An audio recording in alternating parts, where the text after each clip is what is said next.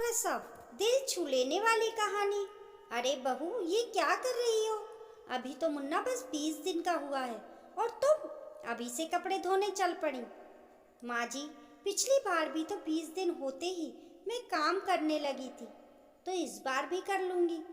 नहीं नहीं बहू, अभी तेरा शरीर कच्चा है। आस पड़ोस में कोई देखेगा तो बोलेंगे कि सास कितनी बुरी है कि मुन्ना होने पर भी बहू को 1 महीने आराम नहीं करने दिया। लेकिन माँ, बिटिया पैदा होने के बाद भी तो मैं 20 दिन बाद सारा काम करने लगी थी। सास बहू की इस बहस को सुनते ही मंजू की दादी सास ने जोर लगाते हुए कहा, बहू, तू क्या पिछली बार का राग अलाप रही है? पिछली बार कौन सा तूने मुन्ना जना था जो तेरा लाड़ चाव करते? बेटी पैदा करने पर भी तुझे इतने दिन सुलाए रखा, वो क्या कम था?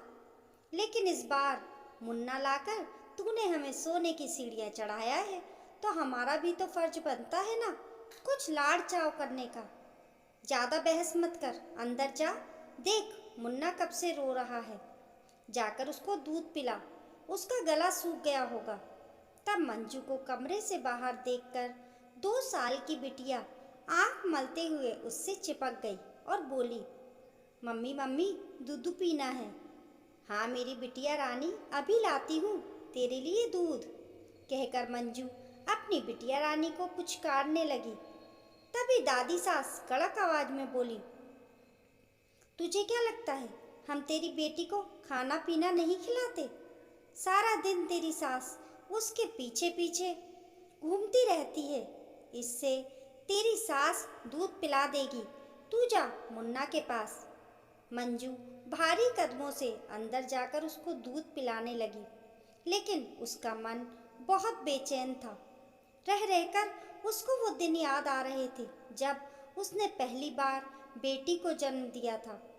उस वक्त घर में कोई खुशी नहीं मनाई गई और दादी सास, उन्होंने तो पूरे 10 दिन तक उस बच्ची का मुंह तक नहीं देखा था। मंजू को खाना पीना भी साधारण ही दिया जा रहा था।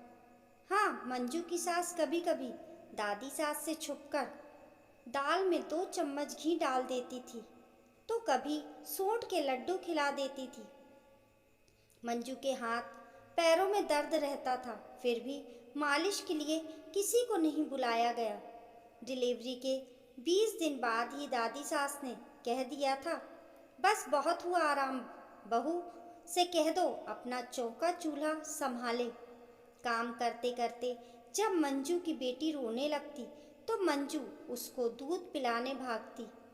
उसकी दादी सास ताना मारते हुए कहती, बच्चे तो रोते ही हैं, सारा दिन इसे गोद में लेकर बैठी रहेगी तो बाकी काम कौन करेगा? लेकिन इस बार मुन्ना पैदा होने पर घर में उत्सव का माहौल था। दादी सास ने ही सबसे पहले मुन्ना को अपनी गोद में लिया था। देसी घी के लड्डू भी बनवा दिए थे और मंजू और मुन्ना के लिए मालिश करने को दाई भी लगा दी थी। मुन्ना के रोने की आवाज़ सुनते ही सब कहने लगते, क्या हुआ मुन्ना को?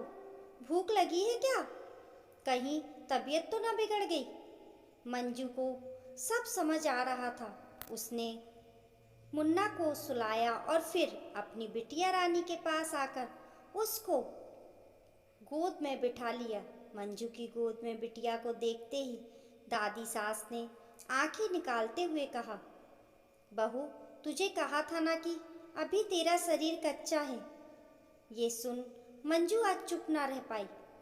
माफ करना दादी सास जी, पर जितना कमज़ोर मेरा शरीर मुन्ना पैदा करने में नहीं हुआ, उससे ज़्यादा कमज़ोर तो बिटिया पैदा करने में हुआ था।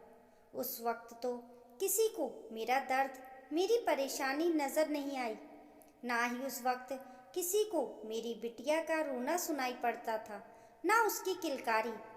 आप लोगों को बस ये लड़की नज़र आती थी, लेकिन इस बेचारी नन्ही सी जान को क्या पता लड़का लड़की का फ़र्क।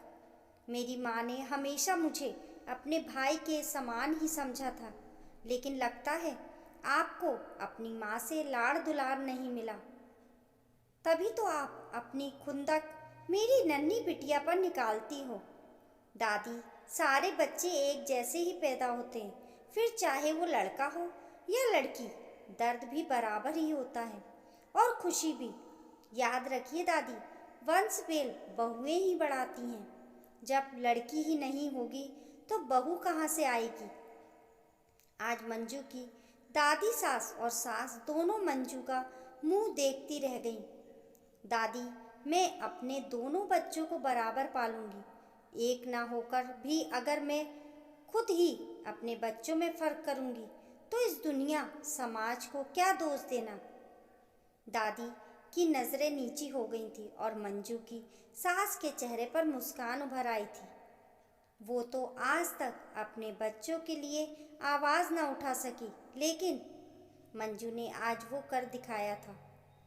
दादी ने फिर डांटते हुए कहा, 2 अक्षर पढ़ लिए तो अब तू मास्टरनी बनकर मुझे ही पढ़ाएगी क्या। माफ़ कर दे इस बुढ़िया को, लेकिन अभी मुन्ना का ध्यान रख। अगली सुबह जब मंजू उठी तो हैरान थी। बिटिया दादी सास के साथ खेल रही थी और दादी मुस्कुराते हुए उसके मुंह में मुरमुरे के दाने खिला रही थी। बिटिया भी दादी की साड़ी को चेहरे पर डालकर कभी छिप जाती तो फिर साड़ी हटाकर हंस पड़ती। दादी ने आज पहली बार अपनी परपोती को ऐसे खेलते देखा था। उन्होंने बड़े प्यार से बिटिया को गोद में लेकर उसका माथा चूम लिया। दूर खड़ी मंजू डबडबाई आंखों से ये नज़ारा देखते हुए खुश हो रही थी। दोस्तों, आपको आज की ये शिक्षाप्रद कहानी कैसी लगी कमेंट करके ज़रूर बताइए। पसंद आने पर लाइक और शेयर करें। ऐसी ही अच्छी अच्छी कहानियों के लिए चैनल को सब्सक्राइब करना ना भूलें। मिलते हैं फिर एक नई कहानी के साथ। तब तक के लिए नमस्कार।